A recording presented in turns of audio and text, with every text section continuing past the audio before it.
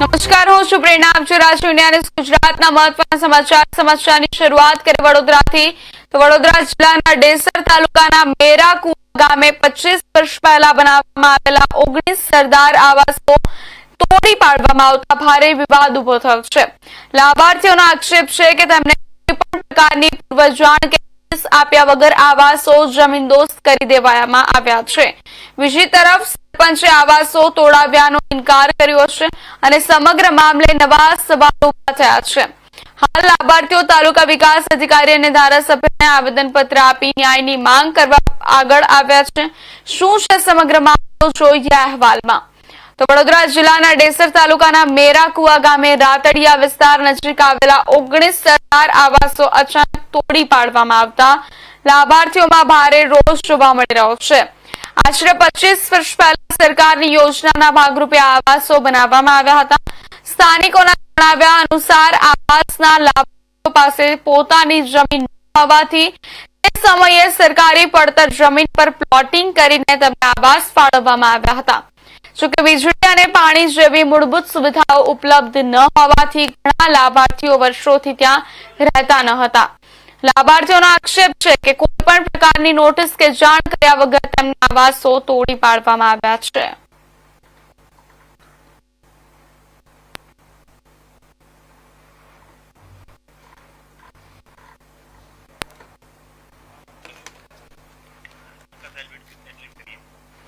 મહત્વના સમાચાર જણાવી દે. વડોદરાથી સૌથી મોટા સમાચાર સામે આવી રહ્યા છે. મેરાકુવામાં 19 સરદાર આવાસો તોડી પાડવામાં આવ્યા છે. લાભાર્થીઓએ પૂર્વ જાણ ન કરવાનો આક્ષેપ કર્યો છે. સરપંચે કાર્યવાહી સાથે સંબંધ નકારી કાઢ્યો છે, ત્યારે તંત્ર પણ ઘટનાથી અજાણ હોવાનો દાવો કરી રહી છે.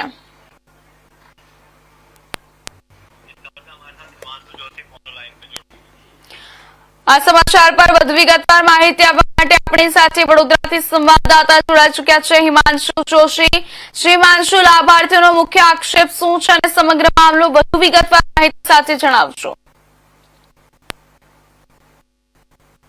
સમાચારો સામે આવી રહ્યા છે. વડોદરા જિલ્લાના ડેસર તાલુકાના મેરાકુવા ગામે 25 વર્ષ પહેલા બનાવવામાં આવેલા 19 સરદાર આવાસો આજરોજ તોડી પાડવામાં ભારે વિવાદ ઉભો થયો છે. લાભાર્થીઓ જે લોકો ત્યાં આગળ હતા તેમનો એવો આક્ષેપ છે કે કોઈ પણ પ્રકારની પૂર્વ મંજૂરી કે પૂર્વ જાણ કે કોઈ પણ નોટિસ આપ્યા વગર આ આવાસો જે છે તે તોડી પાડવામાં આવ્યા છે. આ સમગ્ર મામલા પર સરપંચ પર સંતાની સોય સામે આવી રહી છે. સરપંચના ઈશારા પર આ મકાન તોડી પાડવામાં આવ્યા હોય તેવું લાભાર્થીઓનું કહેવું છે, પણ સરપંચને આ બાબતે પૂછતા સરપંચે આમાંથી સદંતર પોતે કઈ જાણતા ના હોવાનું તેમને સ્વીકાર્યું છે અને તેમને કહ્યું છે કે આ મારા તરફથી આ કોઈ આવાસો તોડી પાડવામાં આવ્યા નથી. સૌથી વધારે ચોંકાવનારી બાબત સામે એ આવી છે કે તાલુકા પંચાયત અને તલાટીને આ બાબતે પૂછતા તે લોકો પણ સંપૂર્ણ આ વસ્તુથી અજાણ હતા. તેમને પણ કોઈ જાતનું તેમને પણ કોઈ આનું જ્ઞાન હતું નહીં અને લાભાર્થીઓમાં આ વસ્તુને લઈને ભારે રોષ જોવા મળ્યો છે. લાભાર્થીઓએ આ વિષયમાં તાલુકા પંચાયત અને ધારાસભ્યને રજૂઆત કરવાની તાત્કાલિક ધોરણે માંગ ઉઠાવી હતી અને તે લોકો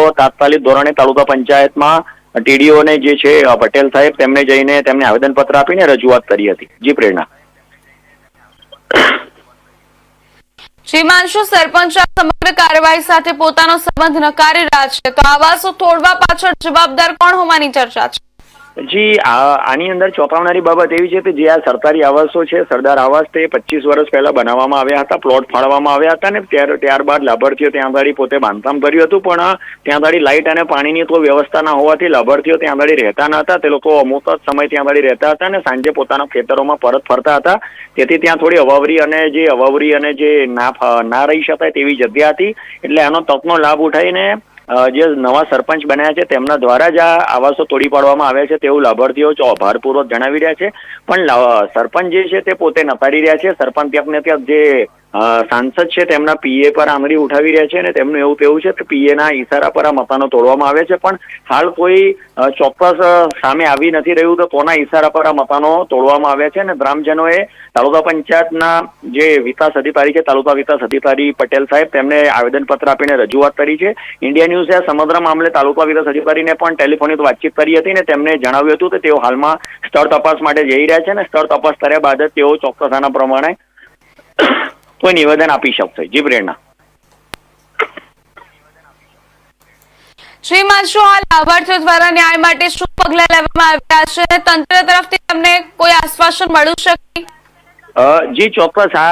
આજરોજ સવારે જેવી રીતે લાભાર્થીઓને આ જાણ થઈ તે આવાસો તોડી પાડવામાં આવે છે તો તે લોકો તાત્કાલિક ધોરણે જે ડેસર તાલુકા પંચાયત છે તેમને ત્યાં આવેદનપત્ર આપવા માટે ગયા હતા અને તેમણે ત્યાં રજૂઆત કરી હતી. તે રીતે જે અમને 19 આવાસો તોડી પાડવામાં આવ્યા છે તે આ ખૂબ જ ગંભીર મામલો છે અને ગંભીરતાની એકદમ નોંધ લેતા તાત્કાલિક તાલુકા વિકાસ અધિકારી તાત્કાલિક ઘટના સ્થળે ત્યાં આગળ તપાસ કરવા માટે હાલમાં દોડ્યા છે અને સમગ્ર વહીવટીતંત્ર આની પાછળ અત્યારે થડે પગે લાવ્યું છે અને તેની તપાસ થઈ રહી છે તે આવાસો કોને તોડ્યા. હવે આવનારા થોડા કલાકોમાં આ ઘટનાની જાણ તપાસ કર્યા બાદ જ સામે આવી શકશે કે કોના ઈશારા પર આ આવાસો તોડવામાં આવી રહ્યા છે. જી પ્રેરણા.